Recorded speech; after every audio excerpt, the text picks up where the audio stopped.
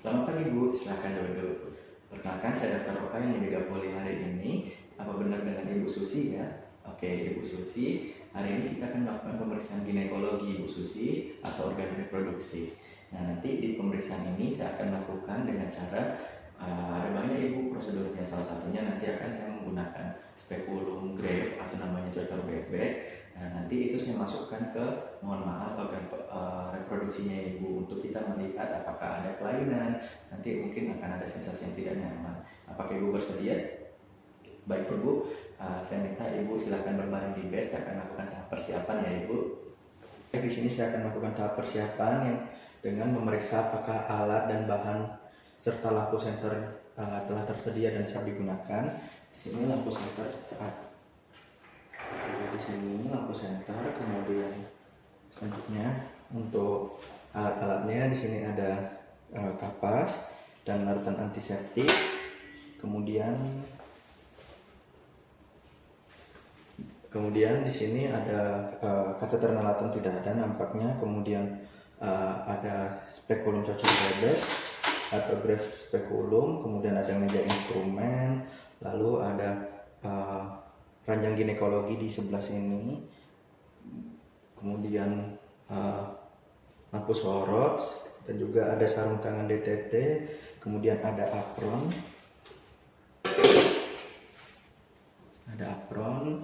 lalu sabun dan air bersih serta handuk kering.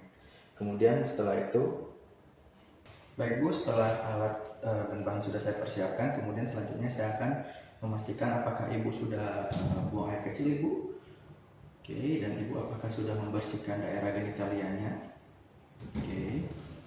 Kemudian selanjutnya saya akan meminta Ibu untuk melepaskan pakaian bagian bawah dan juga celana dalam serta memakai sarung atau selimut yang tersedia, dan juga membantu Ibu naik ke meja periksa dan juga mencuci tangan kedua tangan sampai bersih lalu mengeringkannya. Saya izin cuci tangan terlebih dahulu ya Bu.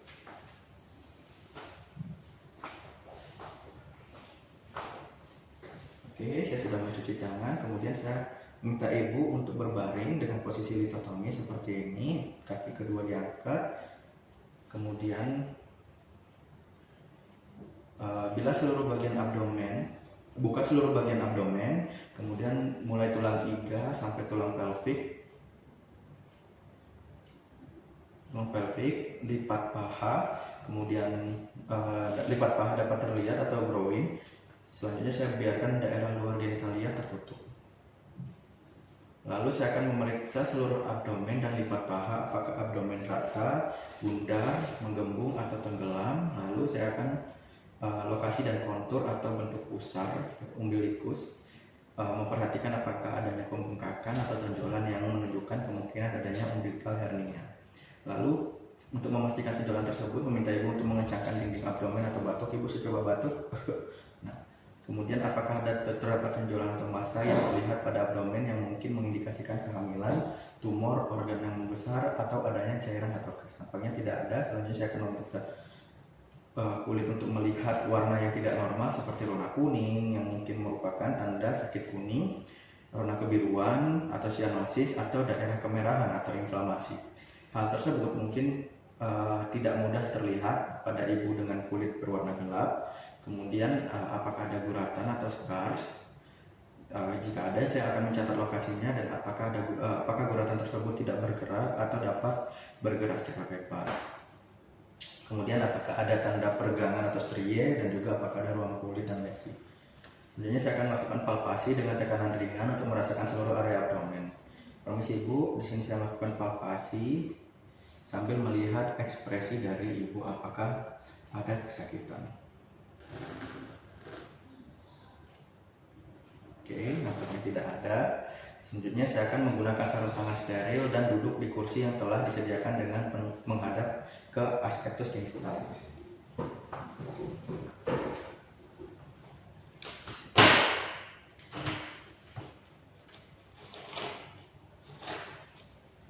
Di sini saya umpamakan sarung tangan ini adalah sarung tangan steril, maka saya akan menggunakannya secara hati-hati. Saya akan menggunakan tangan kanan terlebih dahulu dan menyentuh area yang tidak steril untuk memasukkan tangan saya.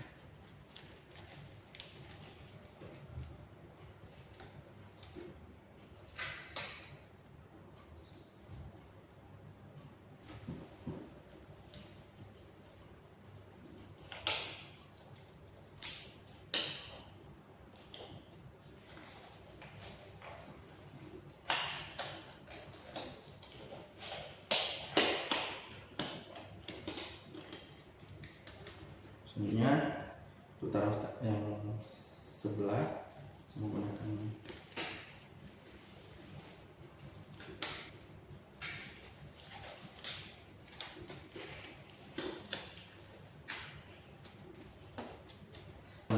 sarung tangan steril. Kemudian saya akan duduk dan menghadap ke aspektus genitalia, kemudian menggunakan kapas sublimat. Saya akan membersihkan daerah vulva secara sirkuler ke arah luar. Oke. Serta membersihkan perineum, vulva dan perineum dengan cara dari atas ke bawah. Oke. Selanjutnya saya akan mengamati daerah vulva dan perineum apakah ada kelainan, nampaknya tidak ada. Selanjutnya saya akan membuka labium mayor dan mengamati serta melaporkan hasil temuan saya. Nampaknya pada labium mayor tidak ada, pada daerah orificium urethra vagina tidak ada, dan vagina tidak ada kelainan. Kemudian selanjutnya saya akan mengambil spekulum. Selanjutnya akan mengambil spekulum dengan tangan kanan saya. Oke, dengan tangan kiri saya akan masukkan ke dalam introitus vagina dan memilih spekulum bivalve yang terkecil yang memungkinkan saya dapat melihat vagina dan serviks secukupnya. Sebelum memasang, saya akan menjelaskan kepada Ibu, ini adalah spekulum cacar bebek atau grape spekulum. Kemudian yang akan saya masukkan ke dalam vagina Ibu. Kemudian saya akan, ketika memasang spekulum, nanti saya minta Ibu untuk menarik nafas dalam-dalam serta menghembuskannya melalui mulut ya Bu. Oke, kemudian langkah selanjutnya saya akan memasukkan spekulum dengan perlahan. Ibu silakan tarik nafas Bu. Silakan perlahan dengan posisi sejajar dengan daun labia. Kemudian bila setelah masuk setengah panjang bila, kemudian saya akan putar 90 derajat hingga tangkainya ke arah bawah. Lalu setelah itu saya akan meningkatkan pengukir bila sehingga lumen vagina dan serviks tampak jelas. Oke, sudah jelas. Kemudian saya akan memancing spekulumnya. Oke. Selanjutnya di sini saya liang vagina dan porsio vagina sudah tampak secara afu. Kemudian saya akan mengamati dan melaporkan warna porsio dinding vagina serta sekret vagina atau serviks. Oke, di sini nampaknya tidak ada kelainan. Selanjutnya saya akan melakukan pap smear dengan mengambil sitobrush.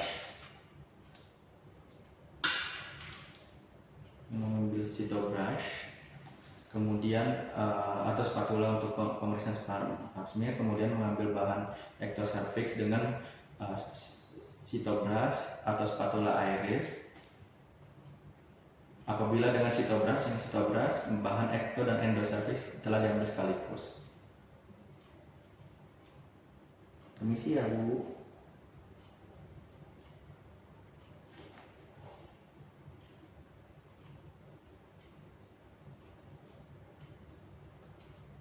Oke. Setelah itu saya akan membuat hapusan dengan mengoleskan spatula pada kaca objek bersih dengan membentuk sudut 45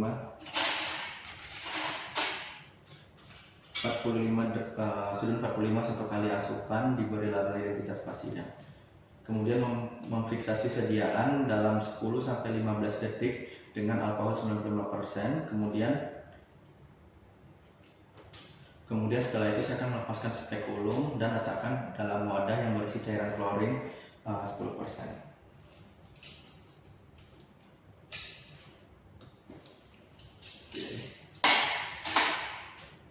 Selanjutnya saya akan melakukan pemeriksaan bimanual. Di sini saya akan mengganti handscoon dengan handscoon yang baru.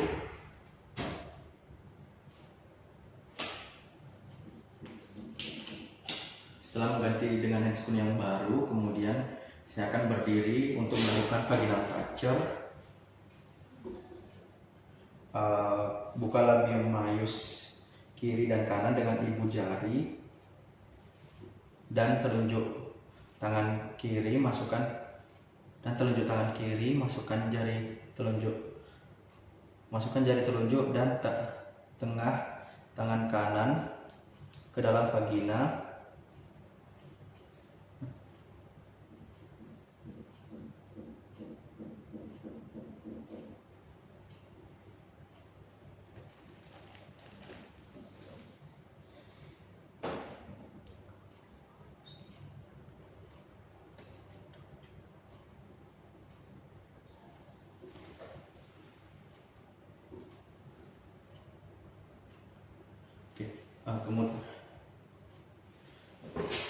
Kemudian untuk pemeriksaan bimanual, setelah saya mengganti handskun dengan handskun baru, saya akan melakukan pemeriksaan vaginal toucher dengan cara berdiri, kemudian membuka labium mayus kiri dan kanan vagina dengan ibu jari serta jari telunjuk tangan kiri.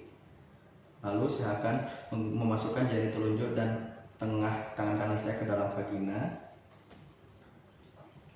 Kemudian saya akan meletakkan ujung-ujung tangan kiri saya pada suprasimfisis untuk menentukan tinggi fundus uteri. Apabila besar, kandungan memungkinkan untuk diraba dan dari luar. Tangan dalam saya memeriksa dinding vagina, kemudian secara bimanual tentukan besar uterus, konsistensi dan arahnya. Periksa konsistensi serviks, keadaan paramersium dan kedua adnexa. Pindahkan jari tangan luar dan dalam ke bagian ismus. Kemudian saya akan menentukan apakah ada tanda Hegar dengan mencoba untuk mempertemukan kedua ujung jari tangan luar dan dalam. Oke. Selanjutnya saya akan mulai melakukan palpasi serviks dengan lembut dan rasakan konsistensi, bentuk, ukuran, posisi serviks, gerakan pula serviks secara lembut ke kanan dan ke kiri. Kemudian untuk merasakan badan uterus, letakkan jari-jari pelvic hand pada ruang di belakang serviks dengan telapak tangan menghadap ke atas. Letakkan tangan yang lain secara mendatar pada abdomen di antara umbilikus dan tulang pubis. Perlahan-lahan geser abdominal hand ke arah simfisis pubis dengan menekan ke bawah dan ke depan ke arah uterus menggunakan permukaan jari-jari. Pada saat yang sama, tekan ke dalam dan ke atas menggunakan jari tangan yang berada di dalam vagina, berusaha menangkap uterus di antara jari-jari kedua tangan. Jika uterus bersifat antevert, akan terasa fundus di antara jari-jari kedua tangan sekitar 2-4 cm di atas tulang pubis. Jika uterus tidak dapat dirasakan lateral atau retroversi, gerakan uterus ke atas, letakkan kedua jari. Pada saat palpasi uterus, periksa ukuran bentuk, lokasi, konsistensi, mobilitas, dan nyeri. Selanjutnya temukan ovarium. Ingatlah bahwa ovarium biasanya terletak di belakang dan di kedua sisi uterus.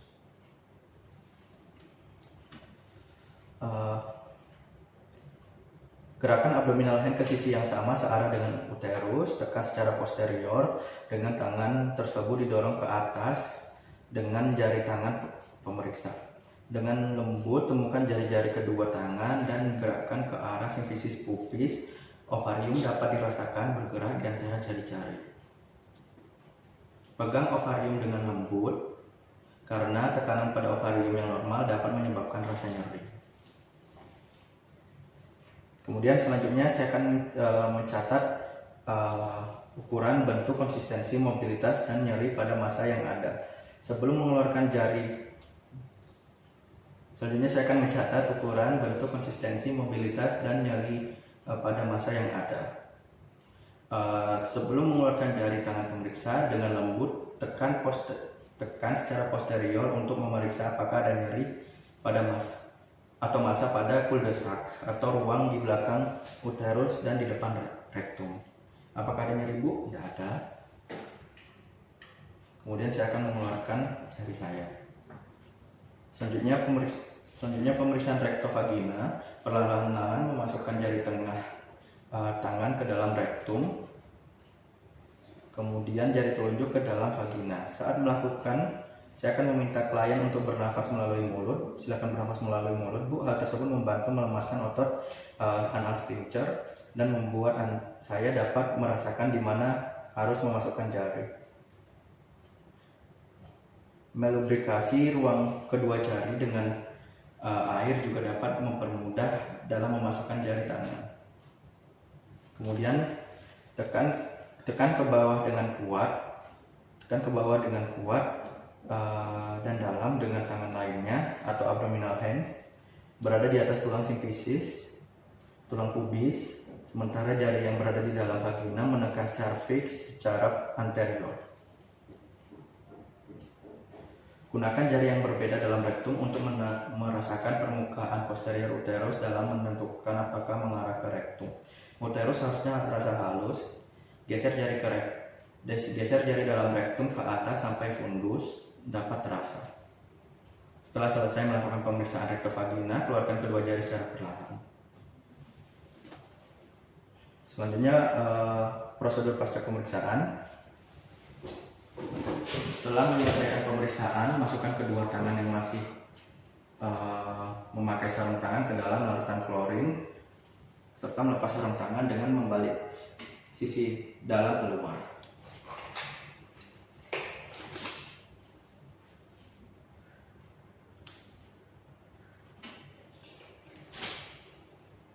Kemudian selanjutnya saya akan mencatat hasil temuan. Pada Ibu Susi tidak ditemukan tanda-tanda kelainan pada pemeriksaan ginekologi kali ini. Apakah Ibu Susi ada pertanyaan? Baik, terima kasih Bu.